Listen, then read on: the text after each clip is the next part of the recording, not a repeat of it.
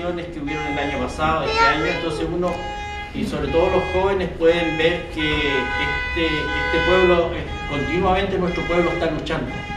Nuestro pueblo es un pueblo luchador.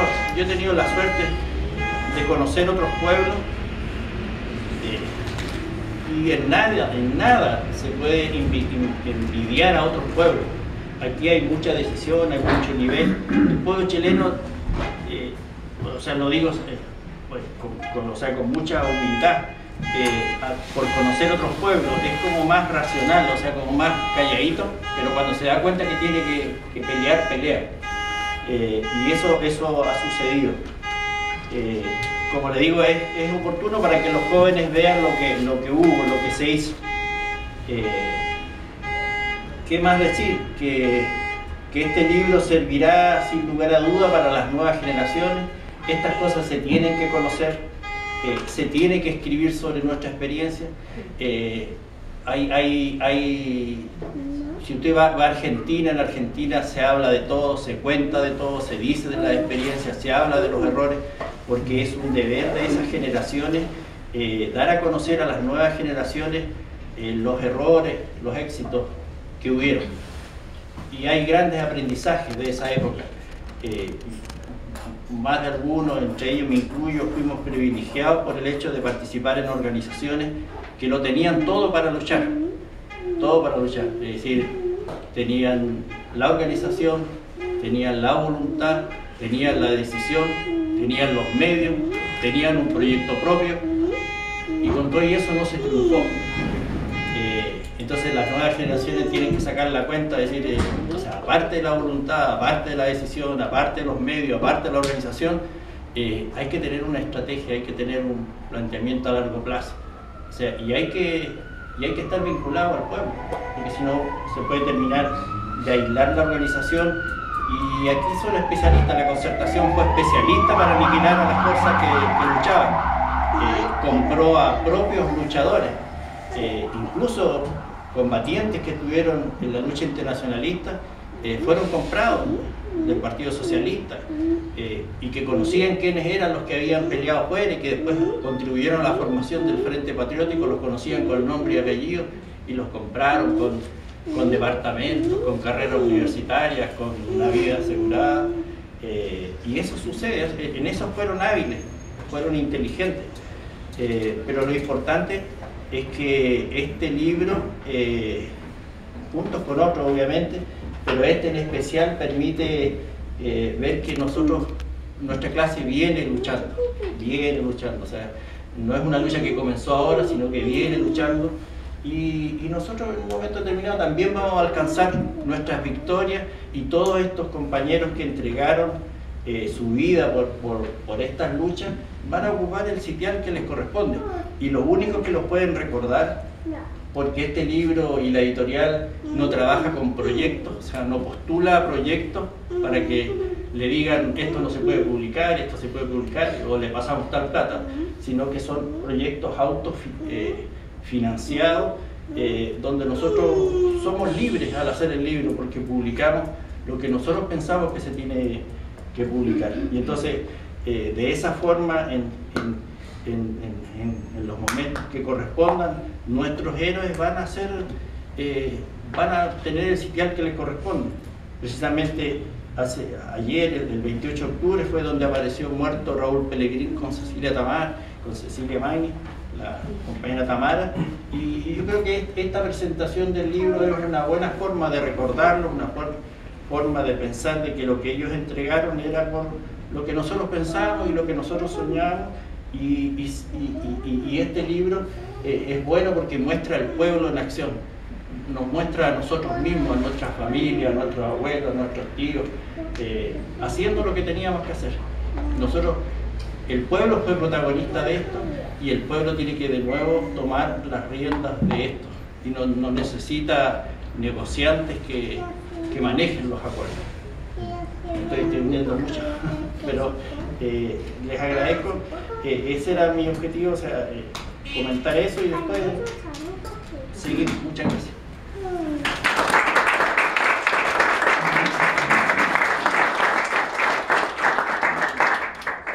Agradecemos las palabras y las reflexiones con las que nos ha permitido compartir José Miguel. Y damos el paso a Jimena, que va a cerrar este espacio de presentación. Bien, bueno, primero muchas gracias por venir, por compartir con nosotros este momento. Luego tengo la tentación de pasarles el libro, pero con solidaridad para que ustedes lo puedan todos ojear y más o menos entender de qué estamos hablando. ¿Ya? Porque quizás Mario no lo... Entonces, si se lo van pasando... Bueno, pero con solidaridad. Vamos a poner como una tarjeta roja ahora que vaya pasando.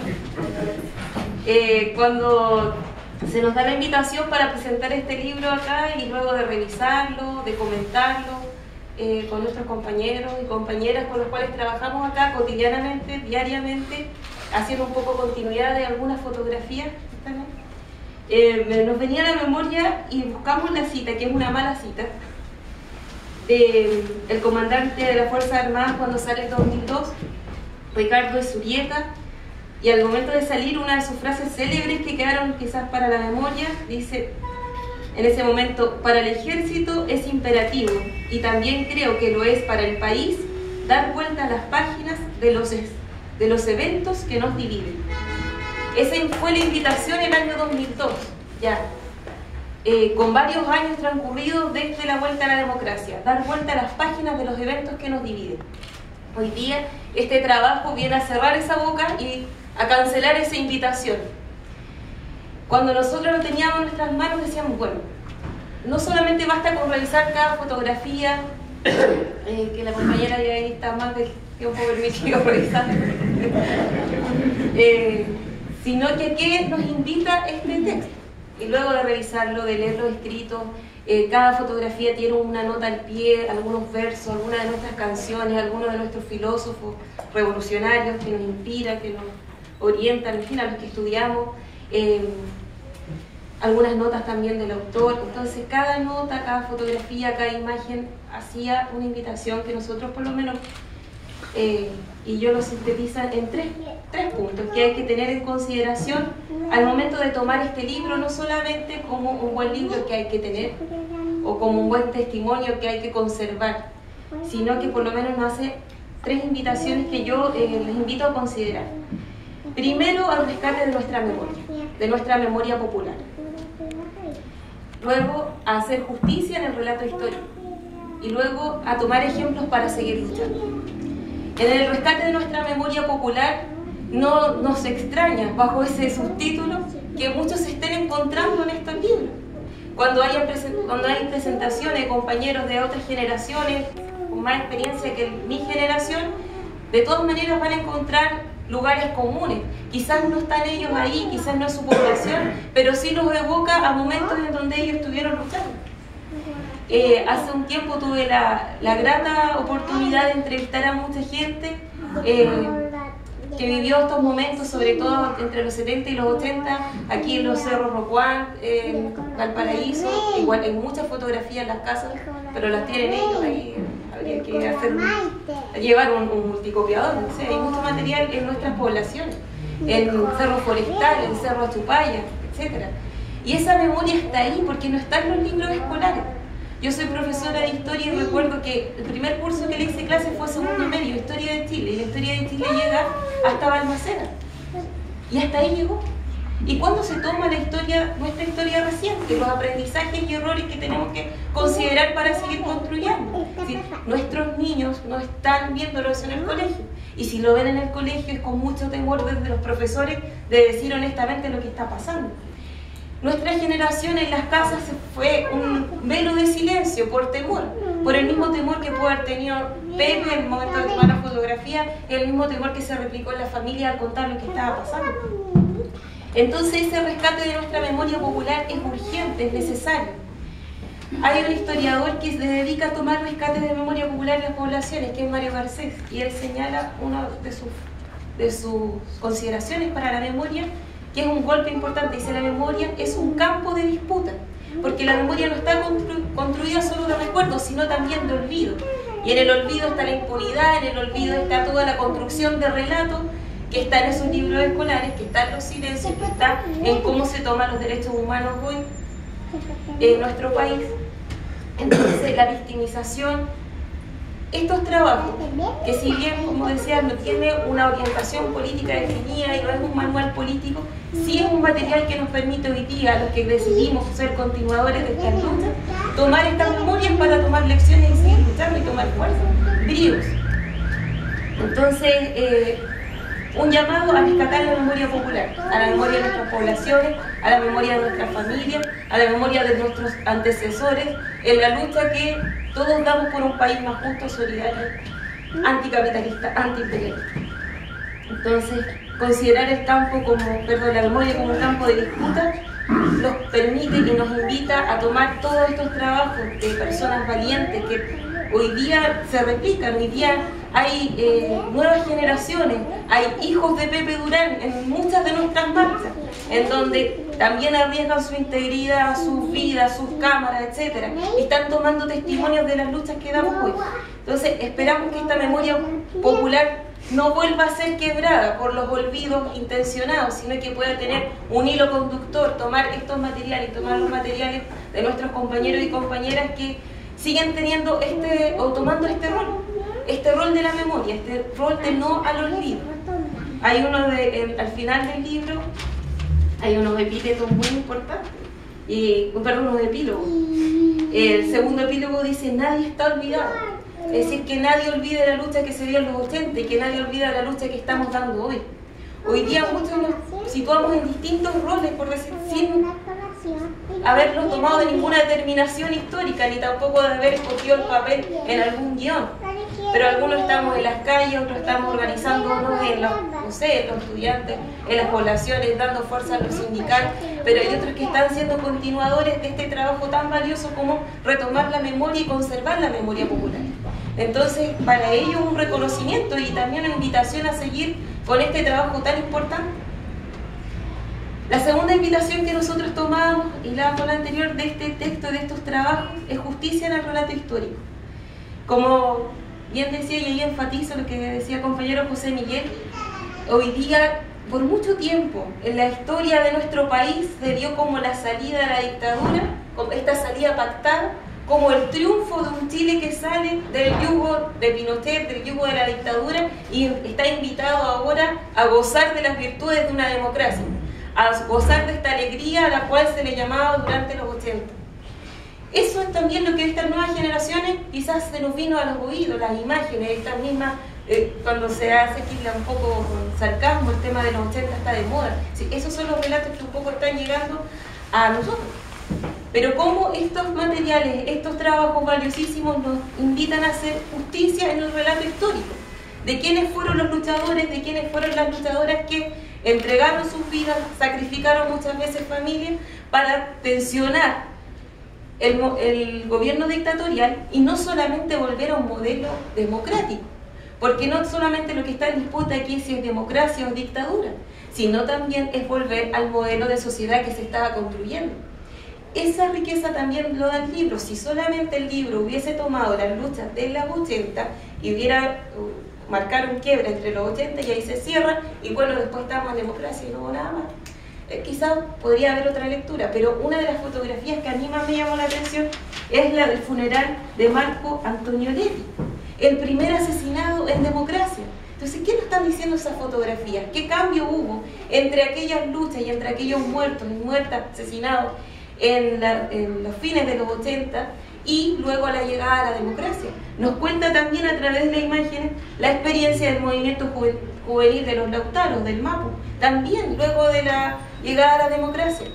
Entonces, esa justicia en el relato es importante para las luchas que damos hoy, porque si nosotros tomamos en consideración que la llegada a la democracia está dada por una salida pactada, orquestada principalmente por la democracia cristiana, pero también bajo complicidad de los partidos que hoy día integran la concertación, en complicidad con la derecha, en acuerdo con el imperialismo norteamericano. Entonces, si nosotros tomamos solamente esa fotografía, podemos hoy día ver qué lecciones sacamos para la construcción política hoy. Porque eso nos dice que no podemos tener una construcción política para volver al Chile que se estaba construyendo, tomar lecciones, retomar las luchas y seguir camino con aquellos actores que traicionaron esas luchas, que traicionaron esos horizontes. y que solamente se puso la dualidad democracia y dictadura. Esas fotografías nos dicen que esa no era solamente la pelea, no era solamente volver a la democracia. Sí, la defensa de la vida en ese momento era lo más importante.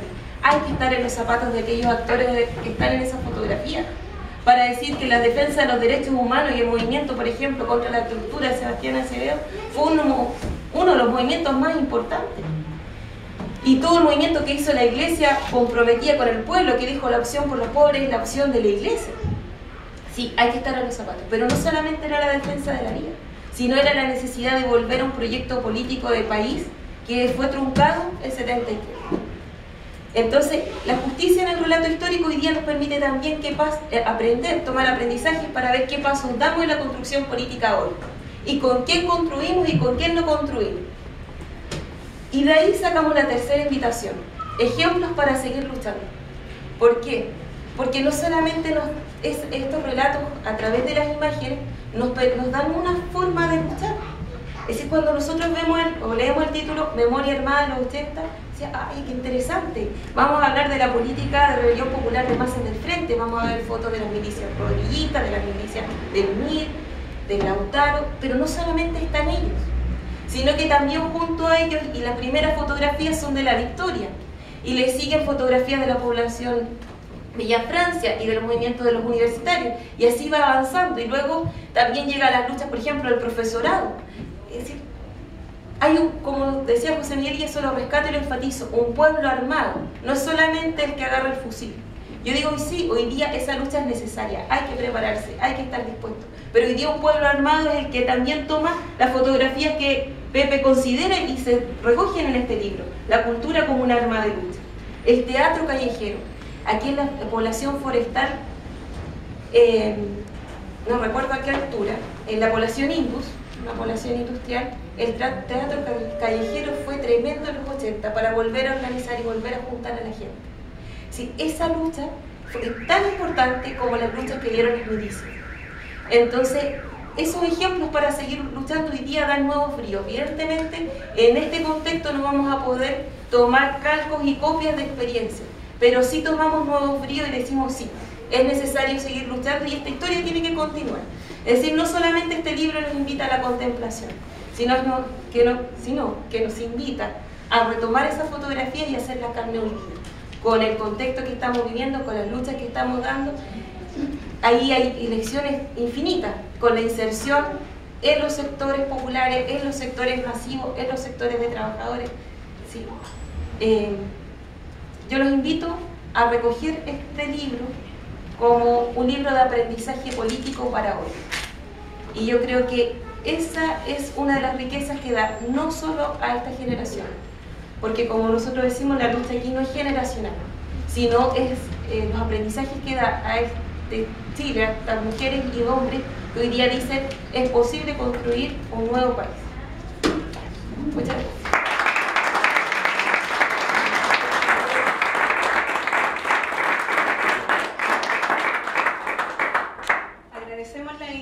De Jimena, y ahora vamos a abrir el espacio para las preguntas, las reflexiones que ustedes quisieran compartir. ¿Nicolás? Dentro de la hermosa intervención de Jimena y de los compañeros, no existe una diferencia y una lucha generacional. La historia de las sociedades se repite, va cambiando de repente la tecnología, los